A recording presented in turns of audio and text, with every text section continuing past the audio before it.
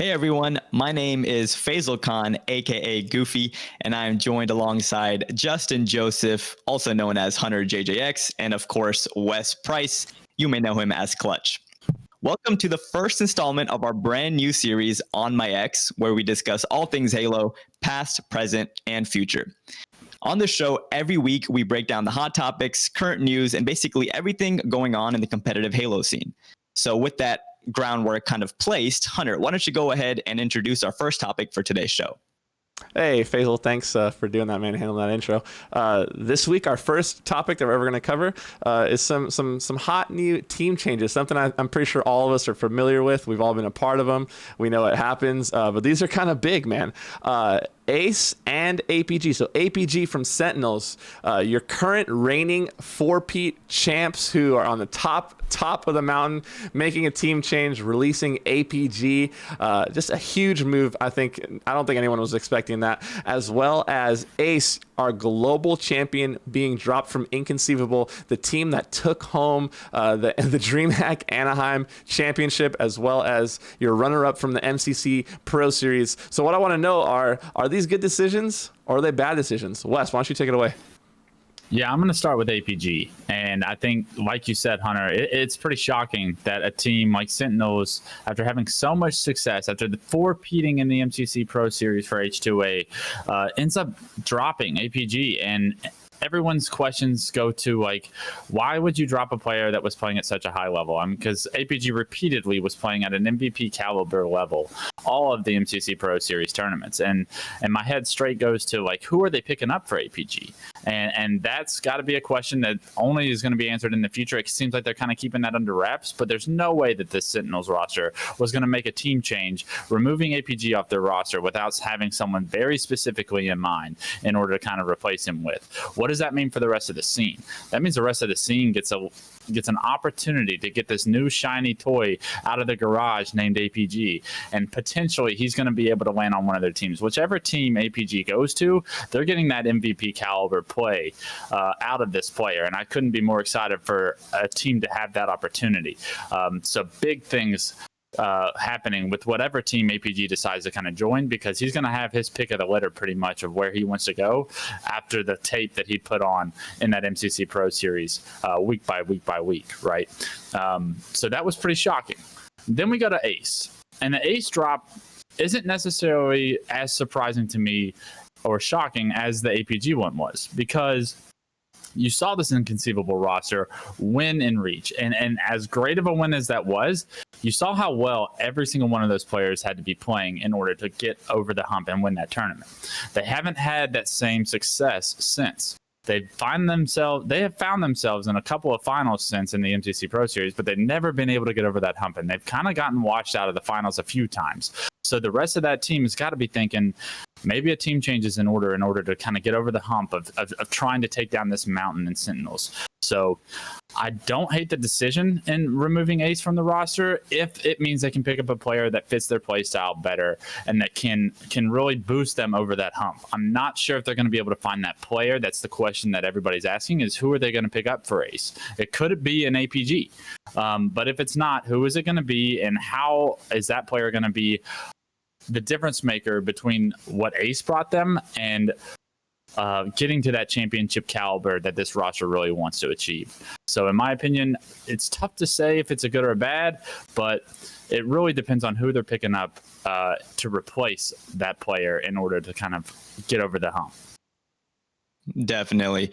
No, I agree with you in some aspects. So starting off with APG and Sentinels, I ultimately agree with your statements and your points. I think it's kind of mind-blowing to think that APG was dropped off of that team when they literally just swept the entire MCC Pro Series, right? So obviously you have your core of Lethal, Royal 2, and Snakebite, and we saw the success they had in Halo 5, right? We saw what they did with Frosty, world champions, back-to-back champions in multiple different tournaments. Then Frosty goes over to Call of Duty and they pick up APG, and that success just continues. So the fact that they dropped him, just like everyone else in the Halo community, I can't help but think, who the hell did they drop him for?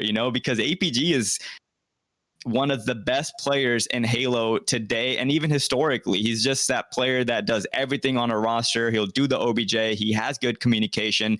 He'll get the slays. He'll get the out-BRs, the clutch kills. He literally does everything. So the fact that they dropped him is just red flags are going off in my head as far as who are they picking up to replace somebody like APG. And like you said, whoever ends up getting APG is going to be extremely happy and will be very, very fortunate moving forward with the future of Halo. So now where I disagree with you, Wes, is the topic of Ace being dropped from Inconceivable. Personally, I think this is a bad move for this Inconceivable roster. You don't replace or you don't drop the global champion Aaron Elam, aka Ace, from your roster. Obviously you have Falcated, Bubu Dubu, and Spartan as well. All three newer players compared to Ace, but I'm still not sure if it was a good decision because, like I said, like Justin said, I should say, this roster of Inconceivable with Ace, Bubu Dubu, Spartan, and Falcated won the last Halo LAN tournament, which was DreamHack Anaheim. So they took home first place at that Halo Reach tournament, which was really impressive. They beat a whole bunch of tough competition that tournament. Now moving forward into the MCC Pro Series, they started off kind of slow, not making it to the grand finals either of the first two tournaments. But in the latter two, they made it to the grand finals both times and gave Sentinels a pretty good run for their money. So personally, I don't think that dropping Ace was a good decision. I think as a championship roster, you have to stick it out through the highs and the lows. And a lot of people wouldn't consider getting second place a low necessarily. So I think replacing APG from Sentinels, I just don't know how to feel about it because who could they be replacing him for? But as far as Ace being replaced for Inconceivable, I do not like that roster change. And I think that may come back to haunt them. Man, I like both of you guys' takes on both of those team changes. But for me personally, when I look at the APG one to start with, it's interesting, right? Because they're as tip top as they can be in terms of like dominant performances. MCC Pro Series with a 4-peat, they weren't really even contested much. I mean, there was little bumps here and there, but they pretty much cruised through all of that with APG. So for me, good decision, bad decision, I don't know necessarily. I guess we'll have to wait and see what they pick up. But I will say it's a bad look, and I'll tell you why. Like, they have, we've been seeing the posts on Twitter looking all cute. Oh my gosh, I'm going to miss him so much. He's such a good friend. Like, I don't buy any of that. What them dropping APG says to me is that they are not threatened by him. Like, they do not feel that he is a threat at all, and they're not afraid to play against him. They have somebody else in mind who they maybe are more afraid of, right? It's like, well, I would rather not be playing against this person, so let's get him on our team. Because the whole idea of dropping somebody when, like I said, you've been dominant, tells me that there was someone else out there that was a threat to them, that they were looking to grab for their own, so that they're not scared. It just says to me that they're not threatened by APG, and they don't, that they're just like, we'll let them go, So for me, it's just a bad look. I mean, you call yourselves friends and you've been sticking it through. Like, it's one thing to make a change when you're like good friends and you're losing and it's hard and you miss them and your heart's broken. But dude, when you're on top of the mountain and you're winning everything and you still make a change, nah, man, I'm not buying it. I think there's someone else out there lurking that they feel more threatened by. With the Ace drop, this one is, I could go either way. For me personally, when I look at that Inconceivable team, it kind of seems like there's the core, the heart of the team is Bubu and Falcated. Like, they're the ones that are like best buds. They're playing everything together, whether it's inside of Halo or outside of Halo. They're kind of connected. They're the pulse of that team, right? And it kind of always felt to me like Spartan and Ace were kind of lone rangers that, like, they would gather up for Halo tournaments and whatnot, but you don't see them like streaming and gaming together outside of like anything competitive related. And so, in my opinion, it could have been either Ace or Spartan. It doesn't really surprise me that either one of them got dropped. But to go to Faisal's point, I mean, that's your global champion. I think he deserves a little bit more respect, especially when you've been getting second place. We've seen it time and time throughout the Halo scene, like where a team is getting second, and they try to make a change to get over the hump, and it ends up going the other way, and they fall. So it's gonna be really telling. I think we're gonna have to wait to see kind of what the end result is of their team change to know whether or not it was a good decision or bad decision. For me, at the moment, I will say APG, bad decision. Ace, we'll go with good decision. I'm cool with that. I want to pick up immediately off your point on the threatened feel that this Sentinel rosters might have, and I think that that's such a good point. I think that they're very aware of who APG is as a player and how good he is, right? He is good enough to be one of them. But this Sentinels roster, this is the first time I want to say a team has probably changed after such a dominant run. And they're strictly business. And I think that there is less than a handful of players on this planet that this Sentinels roster would team with over APG. That being said, I think you figure out names like Shotzzy, you figure names like Frosty, players that have moved on and gone to Call of Duty. So big question marks around like what those players' careers in Halo really look like for the future. Players like Eco potentially, but I don't see them making that change for Eco, right? As great as Eco is, as great as a player as Snipedown is, do you really think that they would break up the success that they've had? That's the question. So it's got to be one of these rare gems that you would find. I don't think APG is replaced for anybody like any really, really good player similar to like a Snipedown or a Stellar or a Renegade or something. It's got to be one of those just I'm going to disagree about the eco point. I want to disagree with the eco point because, like, when this actually first came out, my first thought was, my God, if they pick up eco, it's all over, because he's been the biggest threat to them as like an individual throughout their time at Sentinels, throughout their run. I feel like with eco though, if they were to pick him up, they would have already picked him up. They wouldn't find this much success and beating eco constantly while gaining that success and then decide to pick him up. So although I agree, eco is in the same tier as these players on Sentinels. And I've been one to kind of make the argument that if there will be a roster to topple Sentinels, it'll be with eco. And I think Clutch, you said the same thing. So for that reason, I can't, really get myself to believe that it's eco, but which is why it's so crazy. Like, who could it be? If it's not APG, like you said, Wes, and that's a great point where there's only less than a handful of people on this planet that would be someone that Sentinels would drop APG for. And I agree with the names you threw out. Maybe someone like a Shotzzy or someone like a Frosty who they've won worlds with. So but they're playing COD now. So it's such a mystery to me, and I genuinely don't know who it's for, and I don't know if it's a good move or a bad move. I'm leaning towards it's a bad move because they just won 4 tournaments back to back to back. No big deal. No big deal. So I don't know. That's crazy. I think, to me, it's got to be one of those legends that really separated themselves as an individual. Like I said, Shotzzy, Frosty, maybe Eco, but like you said, they would have done that previously before the MCC started, the MCC Pro Series started, if they were going to go that route.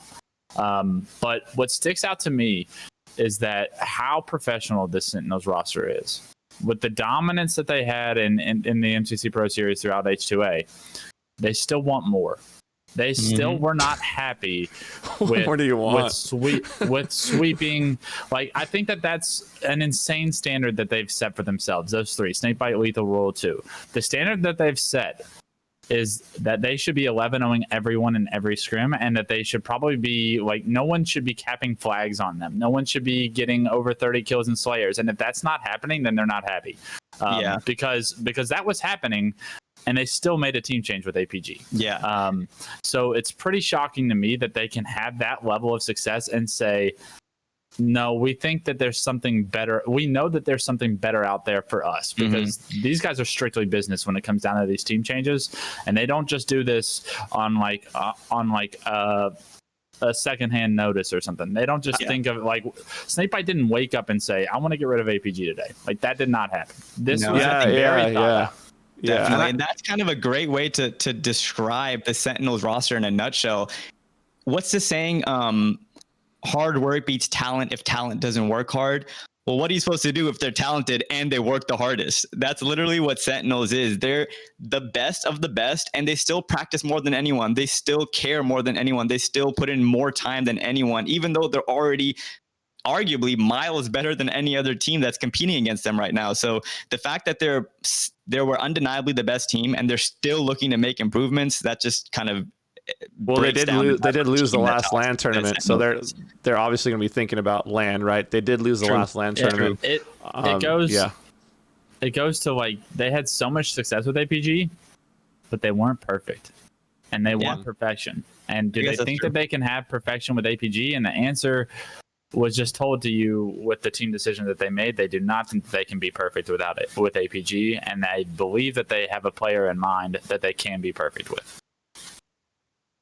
All right, everyone. So that's going to wrap up our first segment of today's show. So let us know in the comment section what you guys think. Is it a good decision to drop APG or a bad decision? Is it a good decision to drop Ace or was it a bad decision? Make sure to communicate that information with us and let us know what you guys think. Yeah, we're going to be hopping into the second topic. I'm pretty excited to get into this. This is one of these discussions that we always just go back and forth as pros that have been in the scene for a while, or just community members will talk about. And the question that I'm bringing up to you guys right now is going to be, what is the best team to never win an event? Oh, man. Or Hunter, I'm going to start with you. Okay. All right. This is such a fun topic, man. I'm super pumped about this segment that we're going to be doing. And Wes, thank you for bringing such an exciting topic for us to cover. Best team to never win an event, dude. My mind, like when we were talking about earlier this week, my mind immediately went to 2008 Final Boss, Ogre 1, Ogre 2, Strong Side, and Neighbor. And the reason being is at the time, like, you know, we were all grinding. We were all trying to get, you know, it was the first year of Halo 3. Everyone's trying to get ahead. Everyone's trying to make moves. And I remember specifically scrimming this team when they made that change initially. And FB, I mean, to go back in my history, I've been playing against them since Halo 2, scrimming them, played them in tournaments on LAN. They were always just a dominant force. But when they added Neighbor to the piece in Halo 3, I don't think I've ever been more annoyed playing against a team, like more frustrated playing against a team in my life online. Like we couldn't take a game in a scrim. You had Neighbor who was constantly sniping you and staying alive, being that frustrating like player to play against. And you had Strong Side, already the best in the game, in the world at doing that. It felt like every kill was such a pain to get. And then on top of that, I had a buddy who chose to stay anonymous, pretty lame, but that landed that team prior to the event that they went to, right when they made the team change. And he was telling me, like, on the inside, he was like, bro, this team is unbelievable. They are unstoppable. They are so good and they are so talented and there's nothing they can't do. And so the expectations were extremely high. Not to mention it was Final Boss, like at the time, is like the most storied roster, the most successful team in history up until that point, making a huge change, getting rid of their heart and soul in Walshy, the mind, the captain, and bringing in, the young talent Neighbor who was fresh off an event win with straight ripping on an MVP level performance. It looked like the stars were aligning for FB to go on another ridiculous run, and they just weren't able to do it. Yeah, no, that's actually a really good pick, and it was one of the teams that I considered as well. But ultimately, the best team to never win an event, in my opinion, is CLG, Counter Logic Gaming. I'm going to take you back to HCS Season 2 in 2015, so about 5 years ago. The roster was initially, it was Royal 2, Snakebite, Ogre 2, and Heinz, and with that roster, they did win one tournament. I believe their first LAN tournament together as a team, they actually won. And then down the road, they didn't find as much success. So going into HCS Season 2, they replaced Heinz with Cloud. So the roster that, in my opinion, was the best to never win a tournament was Ogre 2, Royal 2, Snakebite, and Cloud. Okay, so let me break down this roster. So obviously, you guys know Royal 2 and Snakebite as two of arguably the best Halo players of all time. Their dynastic run over the course of them teaming together has been insane. And then we're going to talk about Ogre 2, right? The GOAT across so many Halos, is success after success. Legacy is undeniable.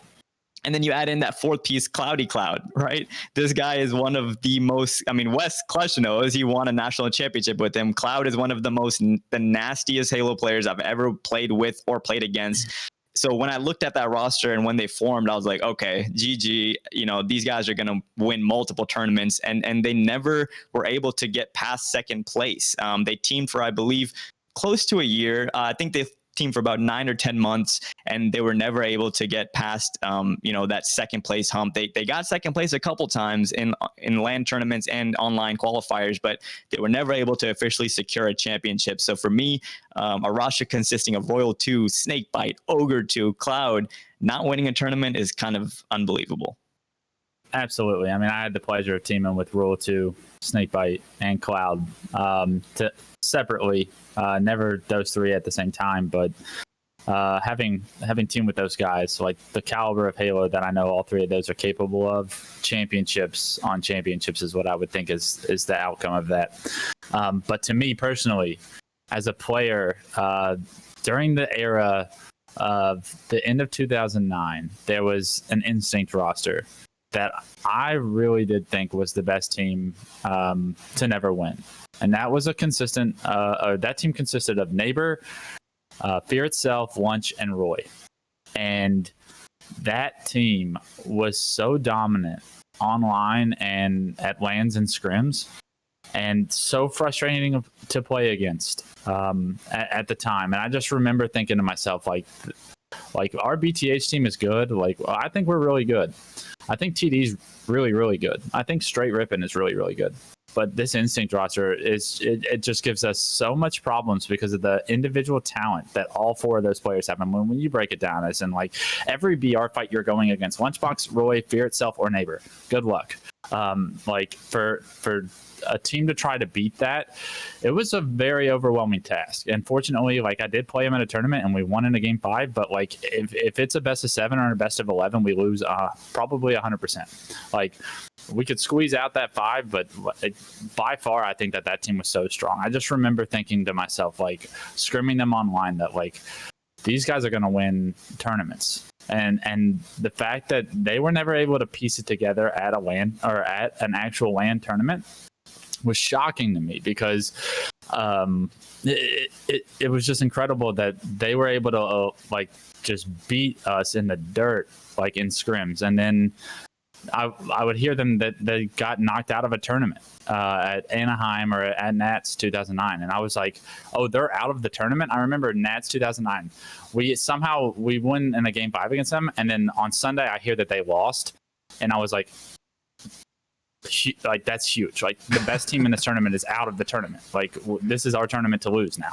And I know that, not to disrespect TD or Straight, because both of them obviously won multiple tournaments that year, but I really think that Instinct team was formed in order to kind of beat TD and Straight, and I was almost shocked to see them not do it. I'm gonna go ahead and have to like roast you a little bit for your pick, Wes. I'll tell you why. Faisal's pick was great with that CLG because of the fact that they had already had that championship kind of pedigree. They had already won and they were trying to get back to winning. And like for my pick with the FB, they had already won and they're trying to get back to winning. I feel like that Instinct squad that you brought up, this was like prior to Roy and Lunch winning their first event. Like, so they were still like kind of on their climb. They were still working their way up, but they hadn't like quite put it together yet. And then at the same time, you had Neighbor, who was like kind of steadily like, I mean, at that point in time, he had got that nickname Team Killer. I didn't give him that nickname. That's the nickname he had. He was slowly kind of stumbling a little bit. He was with the FB team that I brought up, kind of on a decline a little bit. And then, you know, he joins them who have never won yet. So it didn't surprise me to see them not win, to see them not put it together when you're going against your Straights and your TDs and your BTHs. Like you said yourself, you beat them. So like it shouldn't be that much of a surprise that they didn't win an event if you guys were able to beat them like that. I mean, at the end of the day, it's we're all professionals, and anybody can. And we used to say anybody can win a best of 5, but like Carbon or this Instinct roster LAN TD, and they like heavily won the LAN. Like we scrimmed them online. Like everyone at the time that was at the top was very aware of how good this Instinct roster was. And I don't think Neighbor got the team killer vibe until after this team had not had the success that we had looked for. I mean, yes, there were opportunities to point at, but that name didn't come along until TD Team Killer came along in 2010. But I think it was in reference to this Instinct roster kind of get like Neighbor caught a lot of the blame for this Instinct roster kind of not succeeding the way they should have. But I have never competed against a team and felt like the greatness that I felt that I was playing against when I was playing against those guys that didn't win. Like there was the instinct and reach, like they won tournaments, so it's like they were great, but they also followed through at the tournament. Like this Instinct roster was doing the same thing that team was doing online, but didn't win a tournament. Yeah, no, I agree with you. I think, and that's what it comes down to, especially you, right? You competed against these guys, you played them at the tournament and beat them, yet you're still saying they were that great and they should have won. So that's, if anything, that speaks even louder to how true that fact is. And I like your pick, Wes, a lot, because I think of those players, right? Especially in Halo 3. You have Fear itself, Neighbor, who are two of arguably the best Halo 3 players in its heyday. Neighbor and Fear Itself were both just nasty, especially even later on in towards the end of the Halo 3 season when Fear Itself was dominating and Neighbor was dominating on TD. And, they were both so good. And then Roy and Lunchbox, right? The duo, the twins, aside from Ogre 1 or Ogre 2, like they're right there with them as far as, the fact that they're twins and they're just godly Halo players. So I like that pick. And I remember watching that team as well and watching that 09 Nats. And like you said, not only did they not win the tournament, but they got knocked out early on Sunday. So that is definitely a choke in my opinion. And if you could run that weekend back, honestly, I would say they would make it to the finals and probably win that tournament. So the fact that they didn't even make it that far in the tournament, man, that was an upsetting finish for them, definitely. I think the difference between like the 2009 Instinct roster and the 08 Final Boss roster that you mentioned, Hunter, was this Instinct roster was not only good on paper, but they were good at lands. They were good in scrims. They just didn't win. That Final Boss roster that picked up Neighbor, like, to me, when they played, I could tell that team wasn't going to win the tournament. Like, they went to Nats, and I remember like thinking like they're probably the third or fourth best team there. Like, Straight and TD were the two best teams going into 08 Nats. Like, Final Boss was like your runner up, your third place. I think at that point though, Final Boss had kind of lost their heart, right? By Nats, like, yeah, it makes sense. But I mean, the first event they had Neighbor, they got second, and I feel like that was just like, obviously with FB, that's not acceptable to them, And so It made sense that they kind of fell off. They lost their heart. They lost Walshy. He was like their driving force. Yeah, and I agree with your point, 200, where you said Neighbor was coming off a championship right MVP. Before that. MVP. Yeah, and adding him early, right? So I agree with your point that early in the season, like when he joined, it's like, oh crap. But then to Wes's point, when they started playing and practicing more and more, people realized some of the gaps that they had in their roster. So almost like down the road, they kind of got that identity of maybe they're probably not the best team. But I think you're right. Earlier, and when they made that roster and when they went to their first tournament, they were favorites and they didn't win. So to me, it goes down to the old saying, like, just because it looks good on paper does not mean it plays out well. And that's what I think a lot of team changes and a lot of these discussions will go around when we're talking about the best team to never win will have been a great team on paper, but never have taken fruition. I want to see what you guys have to say about what you think the greatest team to never win and about a lot of the discussion we just had amongst these teams down in the chat or comments below. I'm super excited to continue these discussions. So I also want to see kind of what past questions do you guys want us to talk about in the future of this podcast?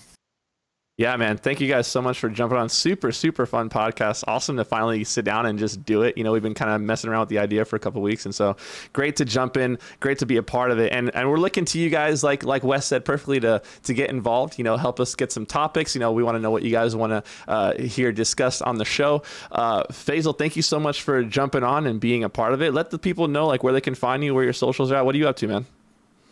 Yeah, definitely. Like these guys said, guys, we're going to be continuing these shows, the series on my X. We're super excited to bring you guys this content in the Halo community. Obviously at the end of the day, this stems from just the love of Halo's history and the future of Halo as well. Halo Infinite's on the horizon. We have a whole bunch of fun topics that we've thought up, historical topics, future topics, and stuff that you guys want us to talk about. So like these guys said, let us know in the comments. And like Hunter was saying, as far as where you can find me and my social media so you can stay connected on Twitter, you could follow me at twitter.com/ggoofy. And I also try to stream every day at twitch.tv/goofy. So make sure you guys stay involved with us, stay connected, and let us know what you want to see in the future shows. Wes, I'm going to pass it on over to you. Yeah. Twitter is going to be Wes_Clutch. It's super easy, super simple. Give it a follow if you don't mind. Twitch.tv/InTheClutch is where I'll be streaming. I typically am playing anything from any of the Halos and a little bit of Valorant if I'll mix it up a little bit. Couldn't be more excited to continue this series off, though. So appreciate everybody for watching. And Hunter, I'm going to leave it off with you.